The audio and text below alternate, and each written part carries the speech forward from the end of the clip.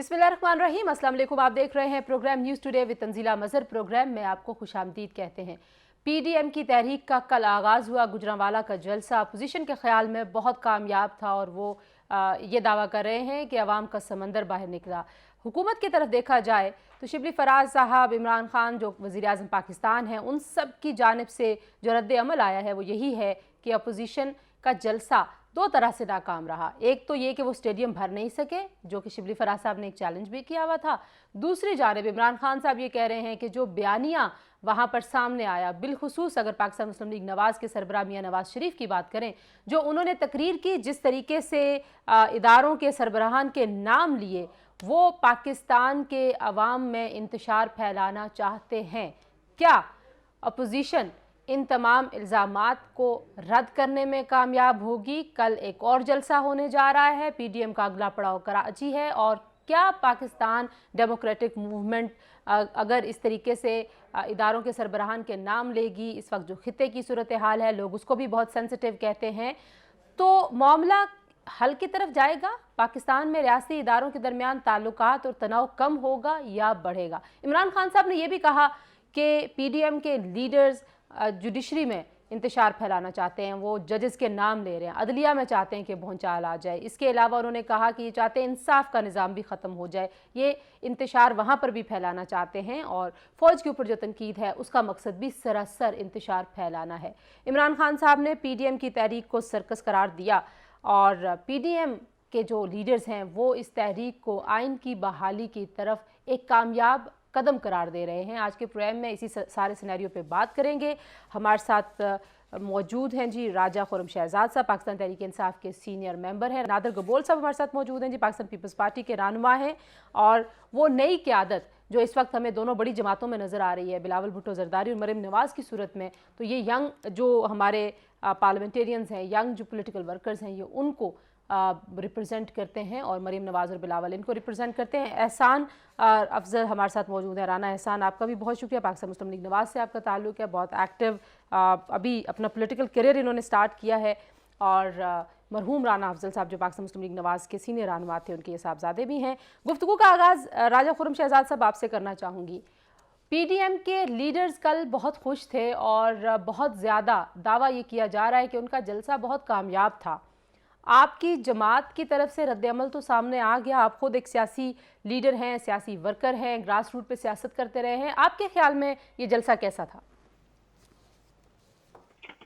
तंजीला, बहुत शुक्रिया आपका कि आपने मुझे मौका दिया इस कल के जलसे के ऊपर बात करने के लिए। देखिए जी, कल का जलसा मेरे ख्याल से कि पूरी पाकिस्तानी कौम इसको देख रही थी, वो इस चीज की गवाह है कि ये इमरान खान के किसी एक जलसे के भी मुकाबले का नहीं था। आप मीडिया ने देखा, फुटेज आप लोगों ने जो ड्रोन से ली वो आप सब लोगों ने देखी। लेकिन देखें, ये सिर्फ जलसे जुलूस की बात नहीं है।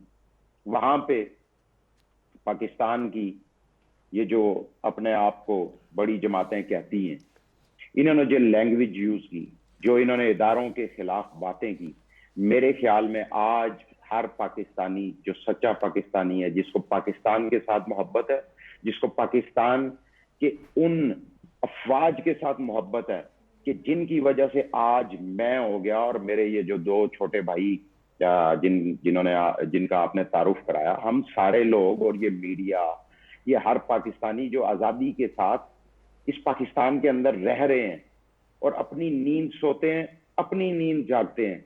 ये एक बहुत बड़ा कल की जो मियां नवाज शरीफ ने स्पीच की, ये मैं ये कहता हूं कि पाकिस्तान के हर सच्चे पाकिस्तान का दिल दुखा। इससे पता चला कि कौन पाकिस्तान के साथ मोहब्बत करता है और कौन पाकिस्तान के इदारों को किसने तबाह किया और कौन चाहता है कि पाकिस्तान की सलामती इस वक्त खतरे में पड़े।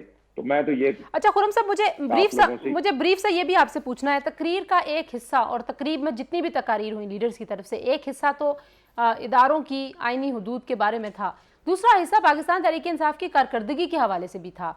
तो उसको कैसे आप रिस्पॉन्ड करते हैं? महंगाई, वो आपके अपने जो इत्तेहादी हैं वो भी कह रहे हैं कि महंगाई बहुत ज़्यादा, हुकूमत नाकाम हो रही है उसको काबू करने में, तो वहाँ पे क्या रद्द अमल है? देखिए तंजीला, बात यह है कि पाकिस्तान किन हालात में पाकिस्तान तहरीक इंसाफ को मिला, और आज पूरी दुनिया की मईशत इस वक्त आपको पता है कि किन हालात से गुजर रही है कोरोना की वजह से।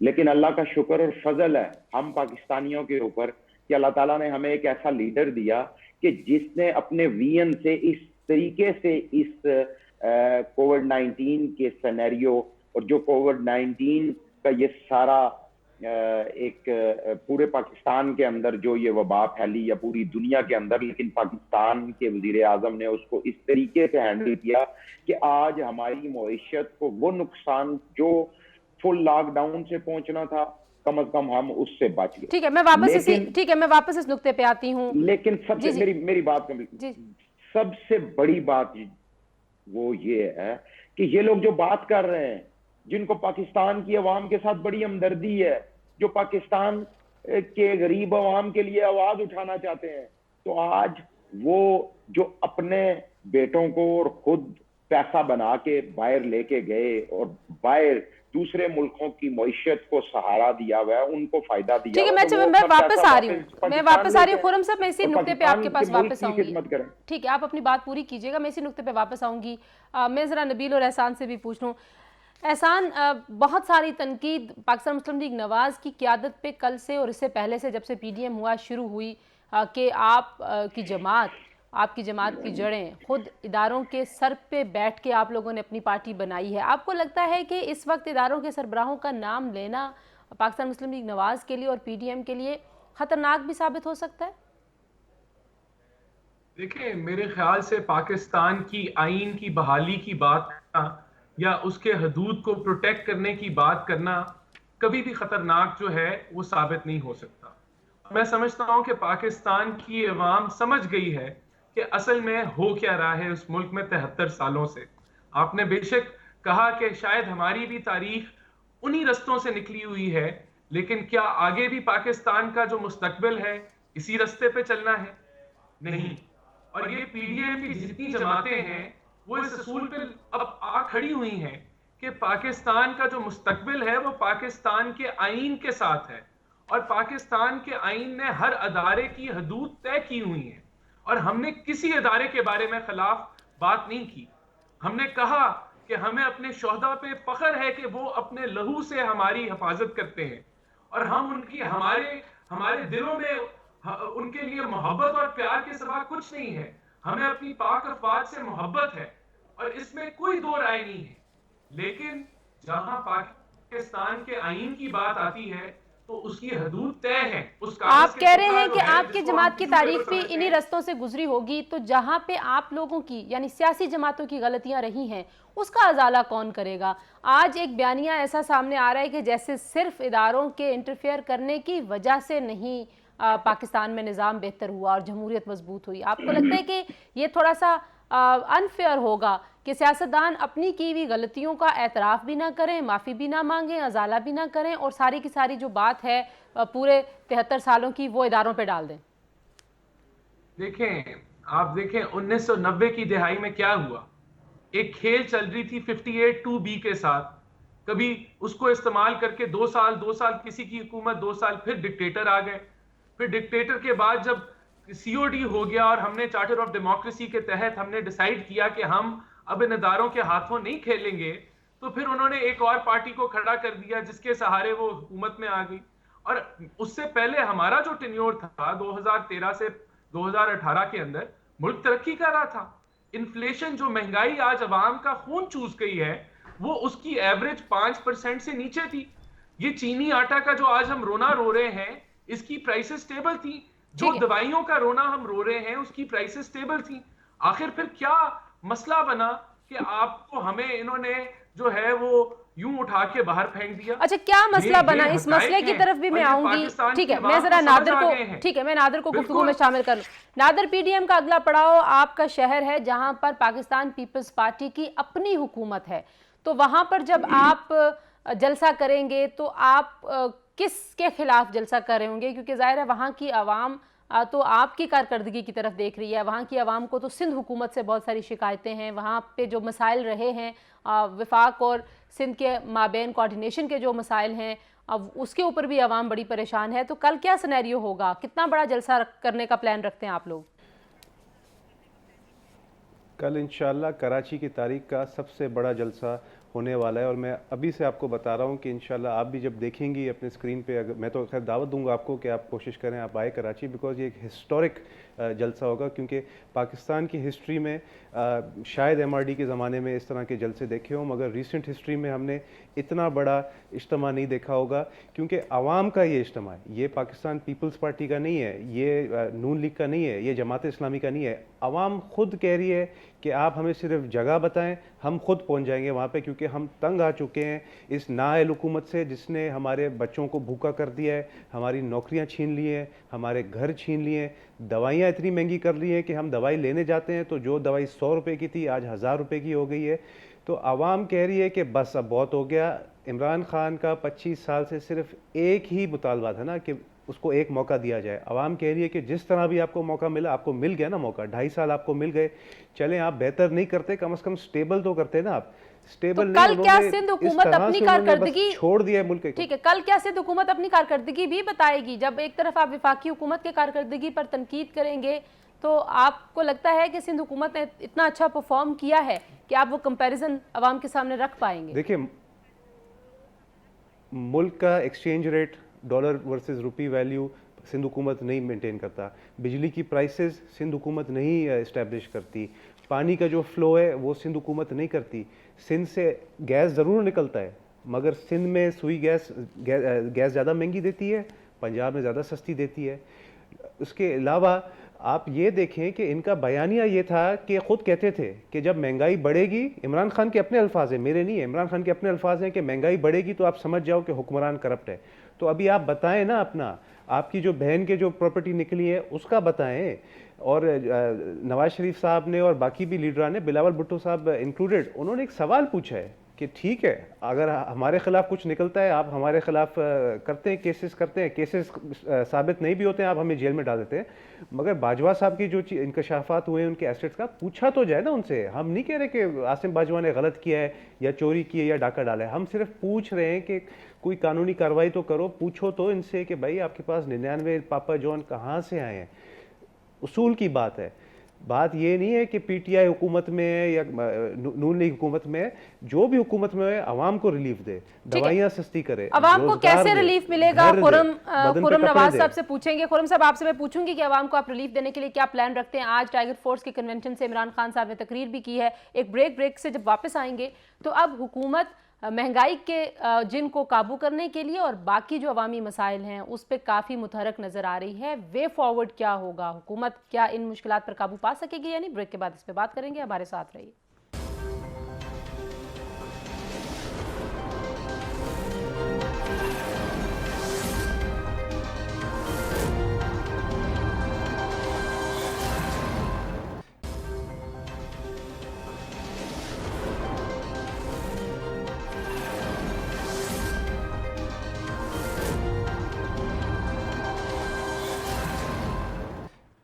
जी, प्रोग्राम में एक बार फिर आपको खुशामदीद कहेंगे। खुरम साहब, ब्रेक पर जाते हुए मैं आपसे ही सवाल कर रही थी कि अवामी मसाइल के हल के लिए अब आपकी हुकूमत क्या अपनी लाए अमल को तब्दील करने वाली है? क्योंकि आज अपोजिशन को डील करने के हवाले से खान साहब ने ऐलान किया है कि मैं अब नया इमरान बन के इनको दिखाऊंगा। पहले ये पुराना एक इमरान था जो हमने इनको प्रोडक्शन ऑर्डर्स भी दिए, हम इनको बहुत ज़्यादा फ्लेक्सिबिलिटी शो करते रहे हैं, तो इससे क्या मुराद ली जाए? देखिए जी, सबसे पहली बात तो ये है कि वाकई जो जिन हालात में पाकिस्तान मिला और जो इस वक्त पूरी दुनिया के मसाइल थे, उसमें महंगाई की जो बात की गई और अवाम बिल्कुल इस बात का वज़ीर आज़म को भी इदराक है और हम सब लोगों को कि महंगाई है। लेकिन महंगाई क्यों है? महंगाई, ये ज़ख़ीरा अंदोज़ कौन है? ये अंडा, मुर्गी, चीनी, दूध, गंदम, इसका बिजनेस कौन करता है? पाकिस्तान के अंदर इन तमाम मार्केटों के ऊपर सबसे ज्यादा राज किन लोगों का है? ये वही लोग हैं जो आज इस गवर्नमेंट को, पाकिस्तान की गरीब आवाम से ये लोग बदला ले रहे हैं, और यही ज़ख़ीरा अंदोज हैं जो इन पार्टियों में बैठे हुए हैं, जो तो सर इनके खिलाफ आगे कार्रवाई पीछे करें घूम ना, रहे आप हैं। हुकूमत हैं, आपके पास इदारे हैं, आपके पास इख्तियार है, कार्रवाई करें, इंशा सबको सामने लेके आए। इंशाल्लाह इंशाल्लाह पहले भी कार्रवाई हुई और अब भी कार्रवाई होने जा रही है। लेकिन आज यकीन करें, मुझे थोड़ा सा इस चीज पे भी अफसोस हुआ कि ये मेरे ज़ाहिर बात है नौजवान है, दोनों मेरे बच्चों की जगह हैं। और जब वो अफजल साहब के बेटे ने, राना हसन या क्या नाम आपने बताया एहसान था, एहसान कि उन्होंने कहा जी चार्टर्ड ऑफ डेमोक्रेसी, ये क्या चार्टर्ड ऑफ डेमोक्रेसी था कि जरदारी साहब आप खाओ पियो, हम आपको नहीं पूछेंगे, हम खाएं पिए, हमें आपने नहीं पूछना। और इन 10 सालों में 36,000 अरब का कर्जा लिया गया। वो कर्जा किस जगह पे खर्च हुआ? क्या पाकिस्तान की आवाम के ऊपर खर्च हुआ? क्या पाकिस्तान के इदारों के ऊपर खर्च हुआ? क्या पाकिस्तान की आवाम को कोई चीज दी गई? ये तमाम का तमाम पैसा पाकिस्तान से, पाकिस्तान की गरीब आवाम से लूटा गया, उनका टैक्स का, उनका मेहनत का पैसा, और वो बाहर अपने बच्चों की जायदादें बनाएगी। इन्होंने कहा सुप्रीम कोर्ट में कि हमारी कोई बाहर जायदाद नहीं है, लेकिन 2 साल तक सुप्रीम कोर्ट में केस चलता रहा और कोई भी सबूत नहीं पेश कर सके। कोई भी, ये कभी कतरी खत, कभी कौन सी चीज, कभी कौन सी चीज, लेकिन सबूत नहीं पेश कर रहे। आज पाकिस्तानी कौम ये चीज देख रही है कि मियां नवाज शरीफ साहब किस फ्लैट में जाके रह रहे हैं, वही एवन फीन के फ्लैट्स जिनके बारे में सुप्रीम कोर्ट ने पूछा था कि हमें रसीदें दिखाएं, और ये रसीदें शो नहीं कर सके। आज मैं आपको ये कहूं कि वही मरियम जो 2018 के इलेक्शन में ये कह रही थी कि अगर इमरान को वोट दोगे तो ये जरदारी को चला जाएगा, अगर जरदारी को दोगे तो वो इमरान को चला जाएगा, और इमरान और जरदारी भाई भाई थे। और लेकिन शहजाद साहब आपसे सवाल तो ये, खुरम साहब सवाल तो आपसे ये है ना कि ये सारी बातें तो आप 3-4 सालों से कर रहे हैं। आज एक तरफ जो, अगर मैं आपसे कहूं कि जो अनबाइस्ड किस्म के सारे तज्जियाकार हैं वो ये कह रहे हैं कि अवाम तो महंगाई से तंग होकर भी निकलेगी, तो उसको रोकने के लिए आप क्या सोच रहे हैं? एक लाइन में अगर मुझे जवाब दें फिर मैं जी। देखिए जी, बिल्कुल अवाम नहीं निकलेगी। ये जो इनका गुजरांवाले का जलसा था, 11 MPAs हैं इनके, 4-5 वहां के MNAs हैं इनके। अगर 2-2 हजार भी बंदा लाते ना तो ये स्टेडियम भर जाना था, लेकिन पूरे पाकिस्तान से लोग गए। आप सोशल मीडिया देखें, पेशावर से लोग आ रहे हैं, कराची से लोग आ रहे हैं, मुल्तान से लोग आ रहे हैं, हर जिले से लोग बुला के, फिर भी ये स्टेडियम इमरान खान के मुकाबले में ये जलसा नहीं कर सकते। एहसान, आप लोगों के जलसे में काफी सारी, ठीक है एहसान, आपके ये हुआ कि पाकिस्तान की आवाम आज भी इमरान खान से प्यार करती है, आज भी पाकिस्तान की आवाम इमरान खान के साथ खड़ी है। वो लोग जिन्होंने पाकिस्तान को नुकसान पहुंचाया उनके साथ नहीं खड़ी। ठीक है खुरम, बहुत शुक्रिया आपने ये बात की है। मैं जरा एहसान से पूछना, एहसान आप लोगों के जलसे में काफ़ी मिसमैनेजमेंट जो है वो भी देखने को मिली, बहुत सारी रैलियां बाहर थी, अंदर नहीं आई, और हुकूमत जो है उसने काफ़ी डिटेल में जो स्टेडियम की वो साइड जहाँ पे स्टेज था वो काफ़ी खाली था, वो लोग कह रहे हैं आपने तो भरा नहीं स्टेडियम।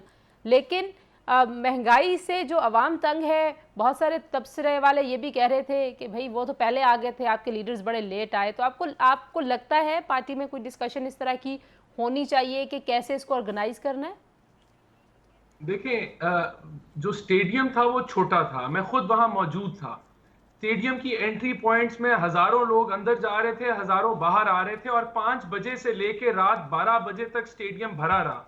मैं अगर आपको ये कहूं कि जो स्टेडियम की होल्डिंग कैपेसिटी थी उससे 3 से 4 गुना अवाम आई थी, और अवाम के जमे गफीर की वजह से जो है वो थोड़ी बहुत मिसमैनेजमेंट हुई। खाली मरियम बीबी को लाहौर से गुजरांवाला पहुंचने में 7 घंटे लगे, क्योंकि उनके साथ 15 किलोमीटर की लाइनें थी अवाम की, और हर नुक्कड़ और किनारे पे जो थी वो अवाम जमा थी उनके इस्तकबाल के लिए।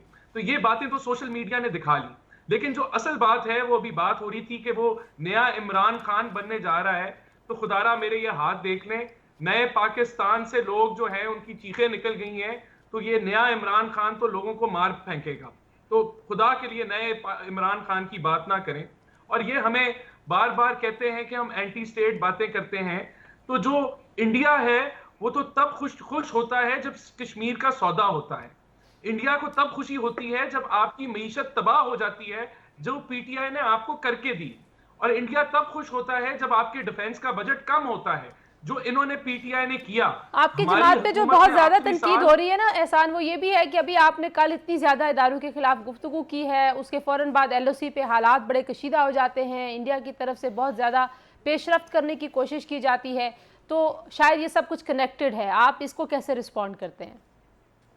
देखें, ये इनके पास, जब ये अवाम को तो इन्होंने निचोड़ दिया है, अब इनके पास यही ड्रामे हैं कि हम इंडियन एजेंट हैं। भला ये पाकिस्तानी अवाम जो है इस चीज को जो है वो कभी नहीं तस्लीम करेगी कि आप उनको गद्दार, इन्होंने किनको गद्दार नहीं बनाया? उनको बनाया जिसने एटमी कुव्वत बनाया पाकिस्तान को, जिसने सीपेक दिया, जिसने बिजली के अंधेरे खत्म किए। तो ये सारी चीजें मजाका खेज हैं, इससे आगे चलें। नादिर, आपने कल जो जलसा देखा है उसमें पाकिस्तान, ठीक है, पाकिस्तान पीपल्स पार्टी की प्रेजेंस के हवाले से भी बताइए नादिर, के आपको लगता है कि पंजाब में पीपल्स पार्टी रिवाइव हो सकती है? क्या पीडीएम वो प्लेटफॉर्म है कि जो आप लोगों की जमात को पंजाब में रिवाइवल का मौका देगी? देखें, अभी वही मैं ऑलरेडी ये बात कर चुका हूँ कि अभी पीपल्स पार्टी और नून लीग की बात आगे निकल गई। अब आवाम कह रही है कि हमने इस नाअहल हुकूमत से हमने जान छुड़ाना है।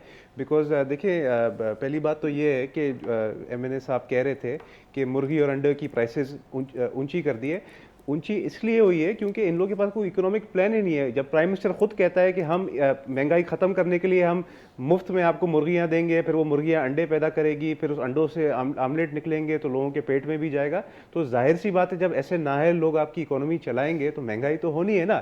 दूसरी बात, आपने कहा कि लोग आए नहीं है, हज़ारों की तादाद में लोग आए हैं, और इसके बावजूद कि इन्होंने अपने गंदे हथकंडे इस्तेमाल करने की कोशिश की, कंटेनर्स लगाए हैं जगह जगह। आपके खुद टीवी चैनल्स ने दिखाए हैं कि इमरान खान ने वादा जो किया था वो वाकई में वादा पूरा किया। उसने कहा था ना कि इमरान जब अपोजिशन निकलेगी जलसों के लिए तो हम कंटेनर देंगे, तो उसने दिए ना कंटेनर।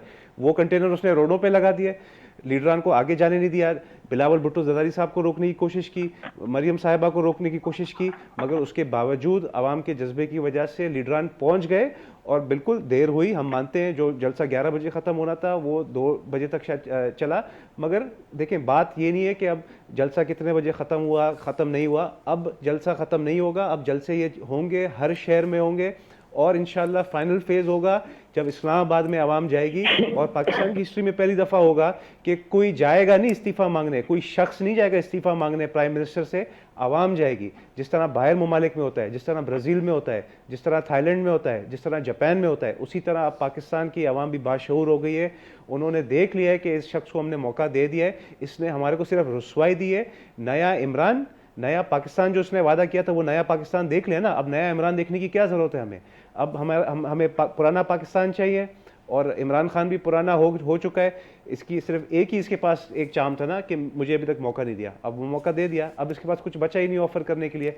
अब बेहतर ये होगा कि इमरान खान साहब इस्तीफा दे दे, जिस तरह बाहर ममालिक में प्राइम मिनिस्टर इस्तीफा दे देते हैं। ठीक है, आप कह रहे हैं इमरान खान साहब इस्तीफा देंगे और आवाम का जो दबाव है वो उनको मजबूर करेगा। खुरम साहब से पूछेंगे कि ये जो अपोजिशन उम्मीदें लगा के बैठी है, इनमें, इन तिलों में कितना तेल है, और दूध का दूध और पानी का पानी जो बार बार कहा जा रहा है वो कब होगा? एक ब्रेक से वापस आते हैं, हमारे साथ रहिए।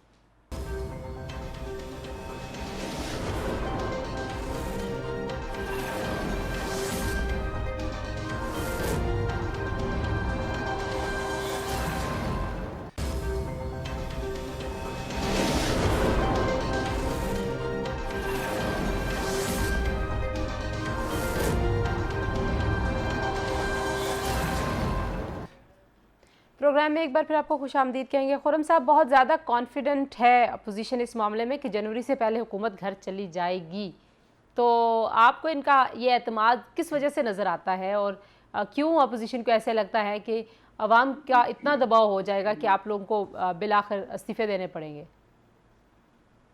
देखें जी, तो सबसे पहली बात तो ये है तंजीला के ख्वाब देखने पे कोई पाबंदी नहीं है, तो ख्वाब तो वो देख सकते हैं और उनको देखने चाहिए। दूसरी जो चीज आपने कही कि इस वक्त अभी मेरा बेटा नादिर भी बात कर रहा था कि हमें नया इमरान खान और नया पाकिस्तान नहीं चाहिए। तो मैं सिर्फ एक बात कहूंगा, क्योंकि ये बच्चे हैं, नौजवान है, मैं कोई ऐसी बात नहीं करना चाहता जिससे इनका दिल दुखे, लेकिन इनकी सियासत है, जाहिर बात है इन्होंने आगे सियासत करनी है, इन्हीं की वजह से पाकिस्तान का मुस्तकबिल है। लेकिन मैं सिर्फ ये कहूंगा कि जिनकी जाहिर बात है कि जिस पार्टी से मतलब ये दोनों बच्चे ये बात कर रहे हैं, मैं सिर्फ इनसे एक बात कहूंगा कि अब पुराना पाकिस्तान वो वापस नहीं आने वाला। जिस पुराने पाकिस्तान में पैसे हुंडी के जरिए बाहर जाते थे, जिस पुराने पाकिस्तान में फेक अकाउंट से, फलूदे वाले के अकाउंट से अरबों रुपए निकलते हैं, दही बल्ले वाले के अकाउंट से अरबों रुपए की टीटियां लगती हैं, और अपने नौकरों के अकाउंट्स में और उनके नामों पे जो बेनामी ट्रांजैक्शंस होती हैं, वो पुराना पाकिस्तान भी नहीं मिलेगा। अब नए पाकिस्तान में ऐसा कोई काम नहीं होने वाला। इस नए पाकिस्तान में जब भी बात होगी, पाकिस्तान के अवाम की होगी, पाकिस्तान के अवाम की खुशहाली की होगी, पाकिस्तान की तरक्की की होगी, पाकिस्तान के इदारों की मजबूती की होगी। वो पुराना पाकिस्तान नहीं मिलेगा जिसके अंदर पुलिस को पोलिटिसाइज किया गया, जिसके अंदर पाकिस्तान के तमाम इदारों को खत्म कर दिया गया, PIA को अरबों रुपए का नुकसान दिया गया। लेकिन जरा जल्दी से ब्रीफ सा ये बता दें कि अवाम कब तक इंतजार करें? पहला साल मुश्किल फैसलों का साल आप लोगों ने कहा, अब क्या कोई डेडलाइन देंगे PM? बिल्कुल देखें जैसे बाकी तमाम मुश्किल वक्त पाकिस्तानियों से गुजरा, जिस मुश्किल वक्त कोरोना की वजह से और जिस हालत में मईशत मिली, जिसको संभालते संभालते एक साल लग गया, अगर वो मुश्किल वक्त गुजर गया तो इंशाल्लाह आप खुद देखेंगे कि एक साल के अंदर अंदर ये महंगाई भी खत्म हो जाएगी और लोग अपनी रूटीन की लाइफ को अच्छे तरीके से जिएंगे। पाकिस्तानी, ठीक है नादिर, खुरम साहब कह रहे हैं कि एक पाकिस्तानियों की है, ठीक है, खुरम साहब कह रहे हैं कि कुछ अरसा और लग जाएगा मुश्किल हालात का, अवाम के लिए मसाइल हल करने की पूरी कैपेसिटी है हुकूमत में। इंशाल्लाह जी पूरी कैपेसिटी है, आवाज नहीं आ रही थी और हम उसको हल करेंगे। ठीक है खुरम साहब, ठीक है खुरम साहब, मुझे जरा नादिर से, ठीक है वोट्स हैं, पाकिस्तान के अवाम की दुआएं शामिल हैं। बिल्कुल ठीक है। तंजीला आखिरी बात मैं करना चाहूंगा कि अब मोदी के यार जो थे उनकी कोई जगह नहीं है पाकिस्तान के अंदर, इनकी सियासत खत्म हो चुकी है। ठीक है एहसान, आप कहें कि क्या एक साल में हुकूमत जो है वो अवामी मसाइल का हल कर सकती है आपके ख्याल में? जी मुझे आपकी आवाज थोड़ी डिस्टॉर्शन आ रही है। जी मैं खुरम साहब उससे नबील से सवाल कर रही हूँ, नादिर से। जी आपका सवाल की मुझे बिल्कुल आवाज आ गई, भाई की, खुरम भाई की आवाज मुझे नहीं आ रही थी। मगर ये जो वक्त मांग रहे हैं, इस वक्त का सिर्फ यही मकसद है कि किसी न किसी तरह इनके 5 साल पूरे हो जाएं और इन 5 सालों में इनको कोई शौक नहीं है आवाम की खिदमत करने का, कोई शौक नहीं है महंगाई कम करने का। इनको सिर्फ एक शौक था इमरान खान साहब को कि वो कैप्टन थे क्रिकेट टीम के, तो उन्होंने कहा इससे कोई बड़ा मैं तीर मार दूं, प्राइम मिनिस्टर बन जाऊं।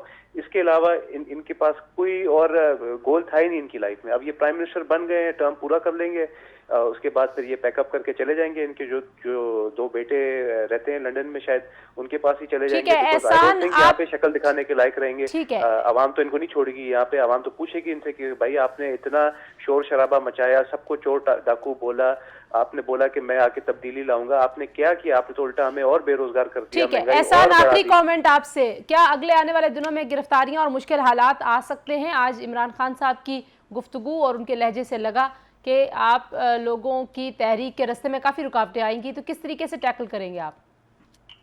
देखिए हम किसी मुश्किलात से नहीं घबराते, हमें कोई फिक्र नहीं है, हम पाकिस्तान की आवाम के लिए निकले हैं। इनके लिए मैं सिर्फ यही कहना चाहूंगा कि जो इन्होंने अकाउंटेबिलिटी और करप्शन की रट लगाई हुई है, मैं मान लेता अगर फॉर्मर DG FIA के बयानात ना आते, अगर अरशद मलिक की वीडियो ना आती, अगर कर्नल जो जस्टिस सिद्दीकी थे उनके जो बयानात होते उनके ऊपर इन्वेस्टिगेशन कर ली जाती, अगर उस कर्नल की हाजिर कर्नल सर्विंग की वीडियो ना निकलती जो कोर्ट से बाहर निकल रहा था, अगर 15 किलो हीरोइन जो है वो राना सनाउल्लाह से वाकई बरामद हो जाती, और अगर 440 जो पनामा केस के अंदर लोग मौजूद थे उन पे कार्रवाई हो जाती और खाली नवाज शरीफ जिसको पनामा में शुरू किया और ठीक इकामा है, में निकालते, ठीक है, ना ये वो निकालते, शर्तें हैं जिसके तो मुताबिक आप हुकूमत की बात मान लेते हैं। देखिए, मैं जी सिर्फ यही कहना खुरम, एक चाहूंगा जुमला, कि इनको नवाज ठीक है शरीफ को एहसान, मुखाज खुरम करा साहब हुआ एक है, जुमला, मेरे लेकिन पास वक्त इनके लिए खत्म हो आवाम गया को है। दिखाने के लिए कुछ नहीं है, जी जीरो है। जी खुरम आवाम साहब, को रिलीफ देने के लिए ये जीरो है। जी खुरम साहब एक जुमला सिर्फ प्लीज। मैं सिर्फ ये कहूंगा कि बच्चों, आपकी जिंदगी बहुत लंबी है, उन लोगों को डिफेंड करो जो डिफेंड करने के काबिल हैं, जिन्होंने इस मुल्क को नुकसान पहुंचाया और जिनके बच्चे आज एवन फील्ड में बैठे हुए अय्याशियां कर रहे हैं और पाकिस्तान की गरीब आवाम से ठीक है कह रहे जी हैं कि खुरम निकलो साहब, आपका हमारे लिए लड़ो। ठीक है, आपका पॉइंट आ गया खुरम साहब, बहुत शुक्रिया। नादर कबूल आपका भी बहुत शुक्रिया, एहसान अफजल आपका बहुत शुक्रिया, तीनों मेहमानों की आपने गुफ्तगू सुनी। जी सारे बयानिए में एक मामला कश्मीर इशू का भी है, बैन-अक़वामी कानून उसके ऊपर क्या कहते हैं। जी ज़िशान ज़फ़र हाशमी साहब हमारे साथ मौजूद हैं, इंटरनेशनल लॉ के एक्सपर्ट हैं। ज़िशान साहब अस्सलाम वालेकुम। जी वालेकुम सर, लीगली बताइएगा कि पाकिस्तान के पास जो ऑप्शंस हैं इस वक्त कश्मीर के इशू के हवाले से वो क्या हैं, और क्या जो ये गिलगित के तनाजुर में भी इसकी बात हो रही है, कुछ उस पर भी थोड़ी सी रोशनी डालिएगा। ये जो गिलगित का जहां तक ताल्लुक है, गिलगित बल्तिस्तान का जो स्टेटस है उसके कॉन्स्टिट्यूशनल सर्टेनिटी का इशू है इन पाकिस्तान। लेकिन जो बुनियादी फर्क है गिलगित बल्तिस्तान में और ऑक्यूपाइड इंडियन ऑक्यूपाइड कश्मीर में, उसमें फर्क ये है कि जो हक खुद इरादियत है, जो राइट टू सेल्फ डिटर्मिनेशन है, जो इंटरनेशनल लॉ में शायद ही सबसे ज्यादा अहम राइट है, वो मकबूजा कश्मीर में कश्मीरियों को नहीं दी जा रही। वेराज जो गिलगित बल्तिस्तान है वहाँ ये राइट लोगों को दिया गया है, वो अपनी मर्जी से पाकिस्तान का हिस्सा बनना चाहते हैं। ये सिर्फ इस कॉन्स्टिट्यूशनल अनसर्टेनिटी को रिजॉल्व करने की बात आगे रहती है। ये मकबूजा कश्मीर में जिस तरह इंडियंस ने अपने फौज को मुसल्लत किया हुआ है, 1,80,000 फौज है उधर, it is the most militarized area in the world.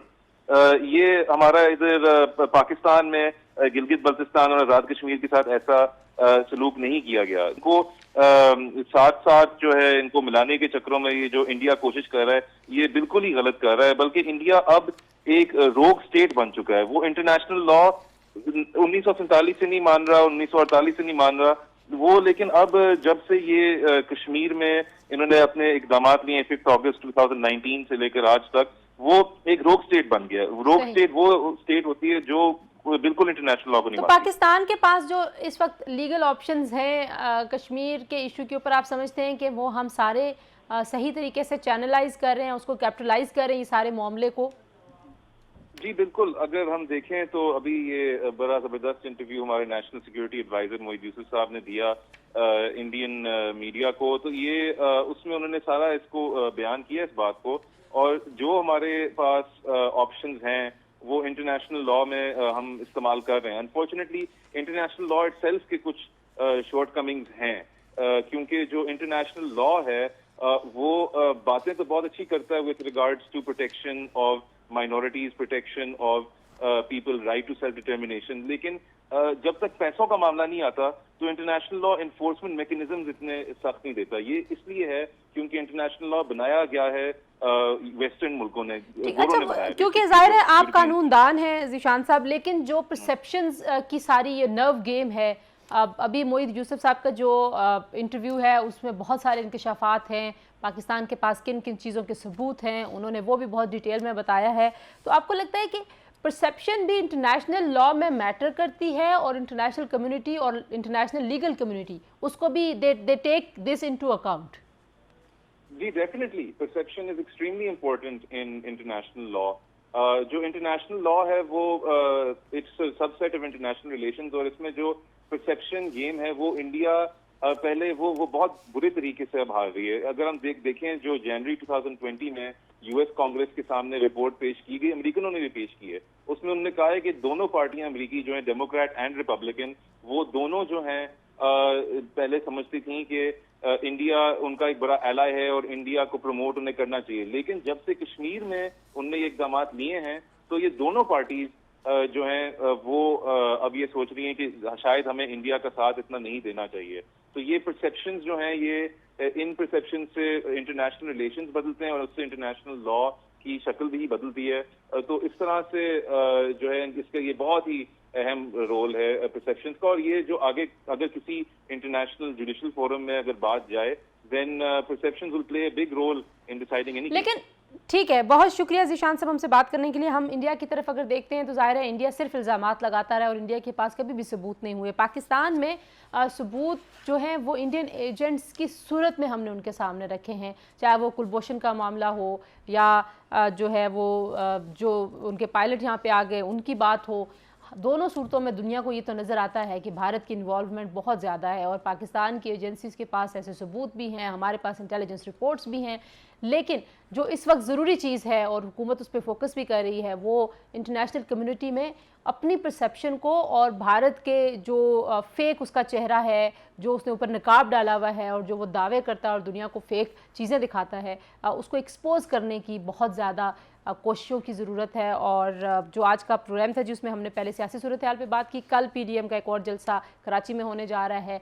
कल क्या अपडेट्स होंगी, कल की तकरीरें कैसी होंगी, क्या कल वफाकी हुकूमत की जानिब से हम कोई अहम फ़ैसले इंतज़ामिया की सूरत में देखेंगे कि कोई ऐसे फ़ैसले हों कि जहाँ पे जलसे में होने वाली तकरीर को रोकने की या उनको रिस्ट्रिक्ट करने की कोई कोशिश होगी। इस पर कल बात करेंगे। आज के लिए इतना ही। अल्लाह हाफ़िज़।